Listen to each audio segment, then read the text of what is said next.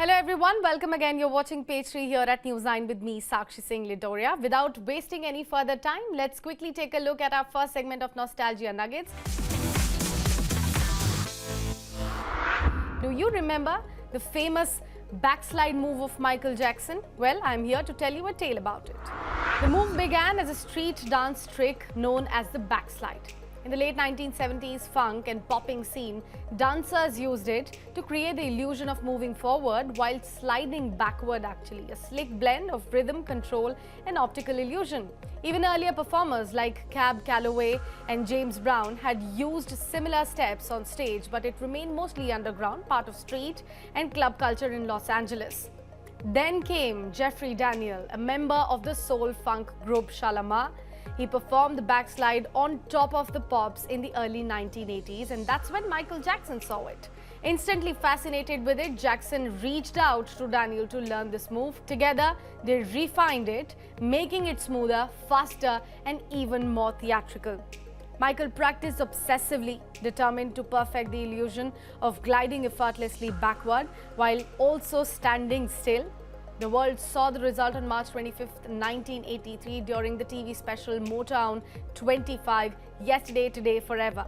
Jackson, dressed in a black sequined jacket, a single white glove, and his trademark black loafers, performed Billie Jean. Midway through the performance, he glided backward across the stage. The moment lasted just a few seconds, but it changed pop culture forever. The audience erupted. Television viewers could not believe what they have seen. That single move turned Michael Jackson from a superstar into a global icon. This moonwalk was not just a dance step anymore. It became a phenomenon. Kids tried to mimic it in front of mirrors. Dancers studied it frame by frame, and it became a staple of his concerts for decades.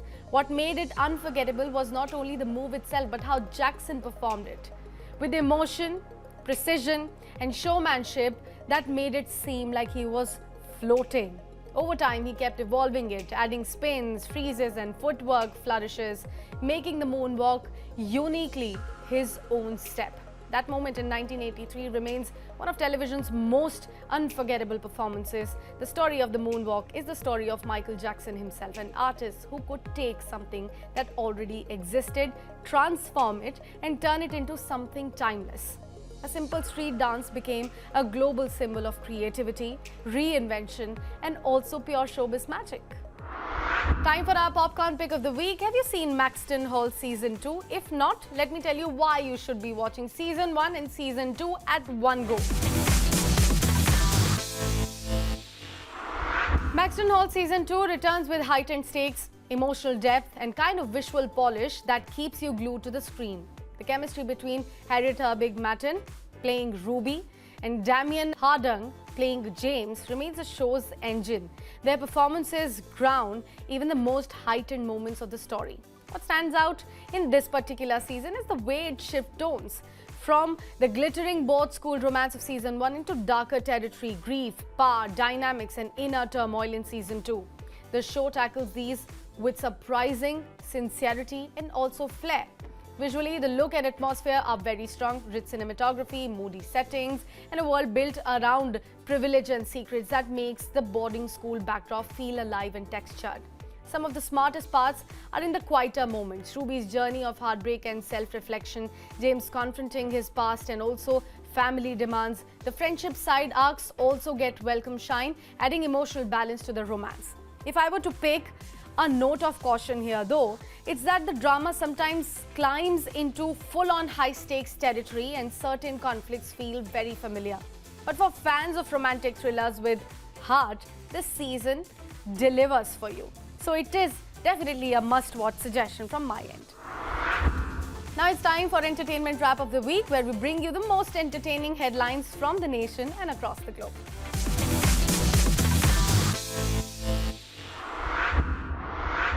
Actor Govinda was hospitalized after losing consciousness at his residence. He was discharged later after seeking treatment at Criticare Hospital in Mumbai. Piyush Mishra cancelled his Gurugram show after the tragic Delhi car blast, expressing solidarity with the victims and saying we stand with the city in this tough time.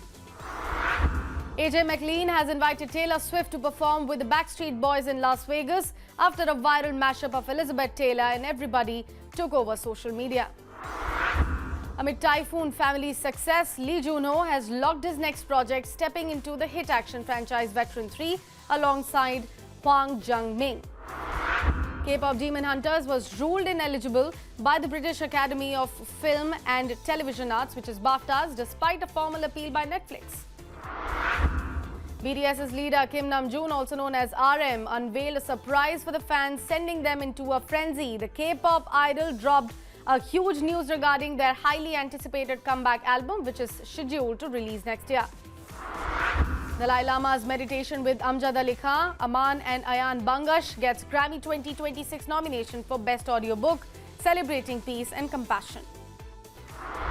36 years after having made his debut film Shiva, Ram Gopal Varma tendered an apology to a child actor who had been a part of an iconic cycle chase scene in the film. Sabrina Carpenter lands first major studio lead in Universal's Alice in Wonderland musical. After days of speculations of his death, Bollywood's He-Man Dharmendra gets discharged from Mumbai's Breach Candy Hospital. 89-year-old actor is recovering at his residence. And last but not the least, we've got Crispy Chat's Maharani Season 4 special. We sat down for a chat with Shweta Basu Prasad. Take a look.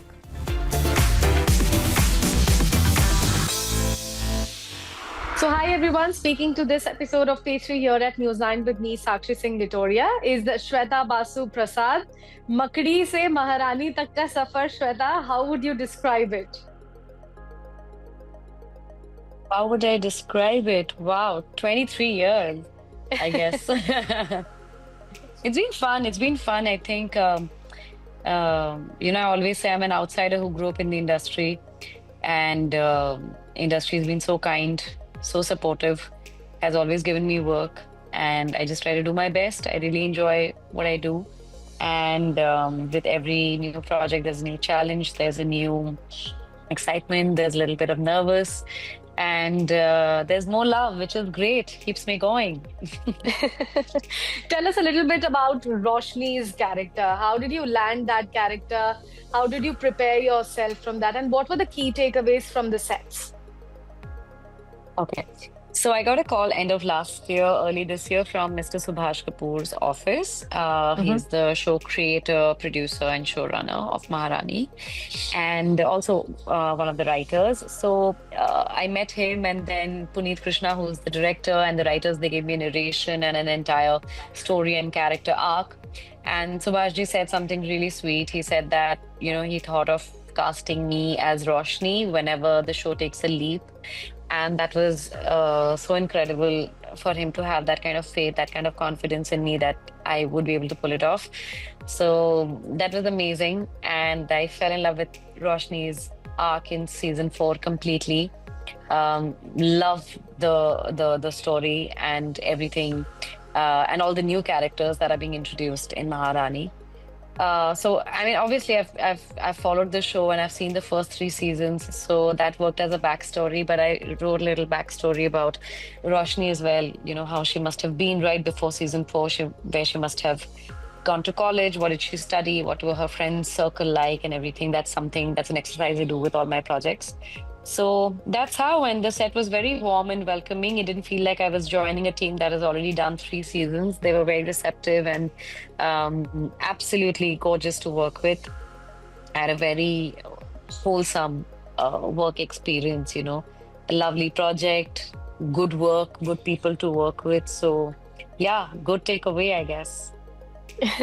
And Bihar dil ke kareeb hai, Shweta. And Bihar ki politics has been discussed in Maharani for over the years, and we've been enjoying the show lately. If I could ask you the aspects of Bihar politics that you learned, because you have done journalism and mass communication yourself, so there must be a habit of doing research. So what kind of research did you put while you were preparing Roshni's character? It's a fictional story, and it's a fictional storyline. It's a fictional character. So I had absolutely no research on Bihar politics, honestly, because I'm playing a part and whatever is written in the script, and I'm just playing my part. So there was no research as such. Had it been a documentary, then I would have, for sure. But it's a fictitious character and it's a fictitious setup. Very well written parts. Bihar has been closed. I mean, I was born in Jamshedpur, which was Bihar Yes. when I was born. It's Yeah. become Jharkhand Jharkhand now. now. And yeah, but I've never really lived in Bihar. I've been a Bombay kid. I've been in Bombay since I was 5, 6 years old. Hmm. Um, so yeah, no research as such. If I could ask you about the bonhomie that you sort of created with Huma on set, or maybe with Vipinji, how was it? Wonderful. I don't have any scenes with Bipin Ji, but obviously I'd known him socially, and he's such a fantastic actor. He's absolutely phenomenal in the show. Huma is again, I've always known her as obviously the actor that she is, but personally as Saqib's older sister, because Saqib, her brother, and I had done a film together where we were opposite each Yeah. other.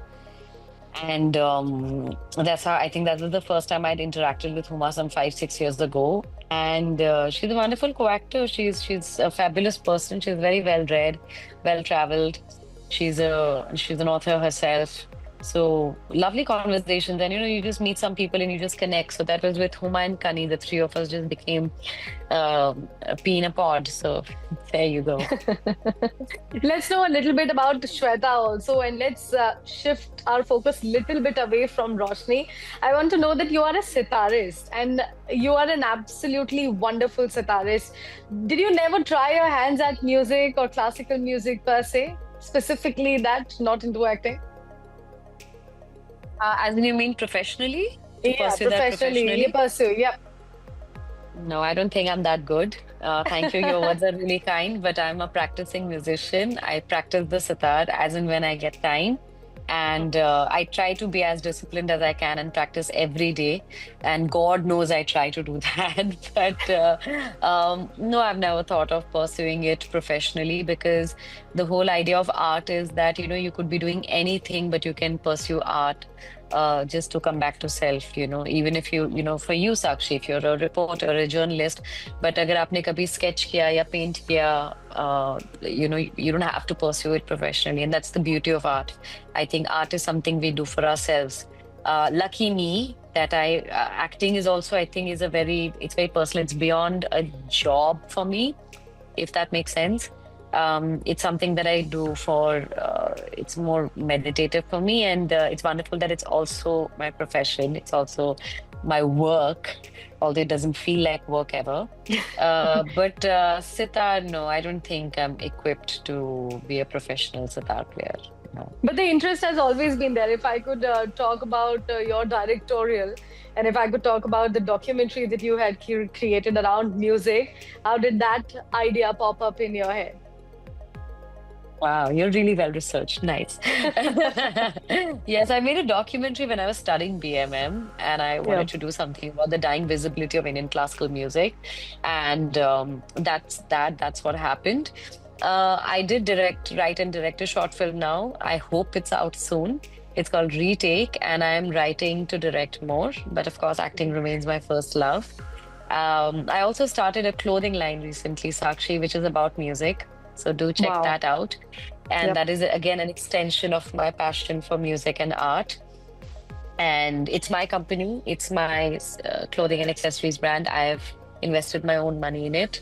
And it's for music lovers and musicians and anybody who loves music. Mm. So yeah, it's called C sharp, as in the music chord. So yeah, I Wow. have my interests and I keep exploring them. I'm really excited to check that out, and I'm going to check that out.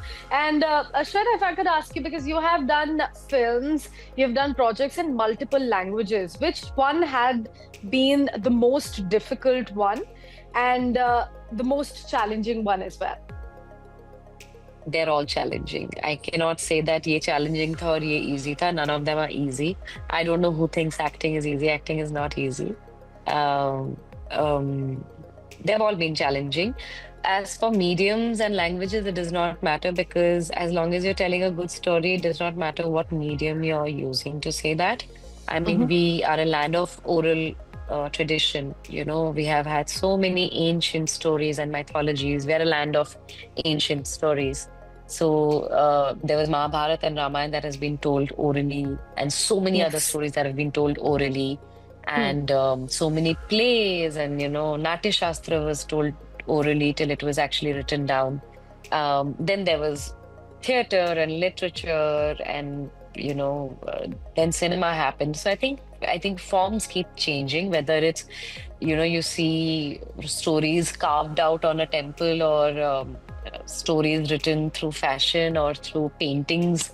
If you so many kinds. I mean, India has been such a land of stories forever. So even that, the same goes with movies.